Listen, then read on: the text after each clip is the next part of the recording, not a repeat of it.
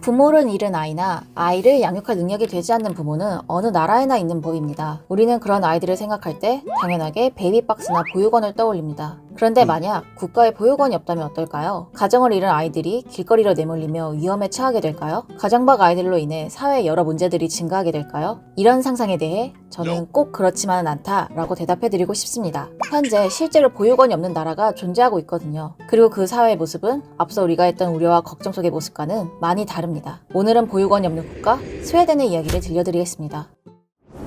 복지국가로 유명한 스웨덴의 역사는 사회민주노동자당, 줄여서 3인당의 창당과 함께 시작됩니다. 3인당은 1889년 창당된 이후 현재까지 총 74년을 여당으로 집권하였습니다. 3인당은 자본이 아닌 사람 위주의 정책을 내세우며 많은 사회복지 정책들을 제정하였습니다. 그 중에는 당연히 아동복지도 있었죠. 스웨덴은 생애 주기에 따른 탄탄한 아동복지와 함께 입양이 활발한 나라이기도 합니다. 입양을 원하는 가족들에 비해 입양을 할 수 있는 아동들이 부족해서 몇 년간 기다려야 하는 경우가 다반사죠. 그만큼 국제 입양도 적극적으로 받아들이는 대표적인 국가 중 하나입니다. 이미 스웨덴 아동 가운데 1%는 해외 입양아입니다. 스웨덴은 1993년 헤이그 국제 아동 입양 협약에 가입하였습니다. 협약의 목적 중 하나는 아동 최선의 이익과 국제 법률에 명시된 아동의 기본권을 보장하는 입양이 이루어질 수 있도록 보호망을 구축하는 것입니다. 여기서 말하는 아동의 기본권은 아동의 이익이 최우선으로 되어야 하며 아동과 아동의 부모 및 법적 후견인에 대한 그 어떠한 차별도 불가하고 마지막으로 아동의 자유로운 의견 표출이 존중되어야 합니다.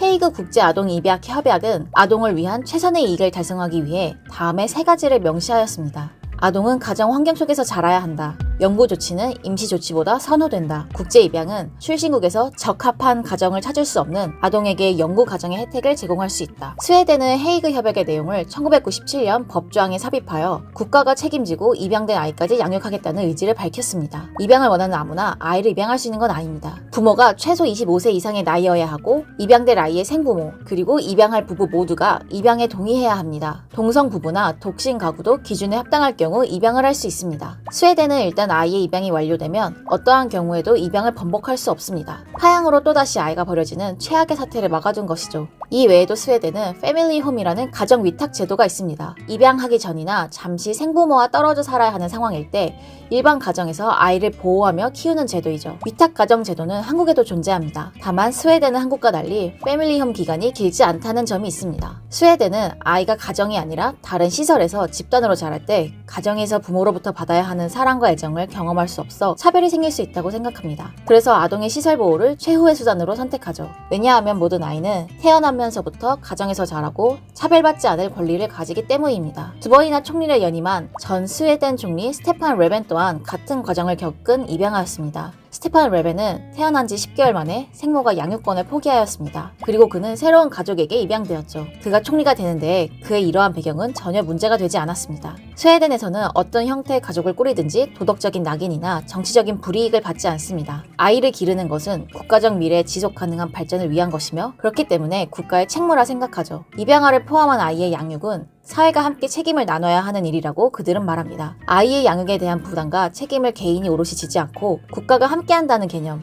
우리 사회에서도 생각해볼 만한 부분이 아닌가 싶습니다.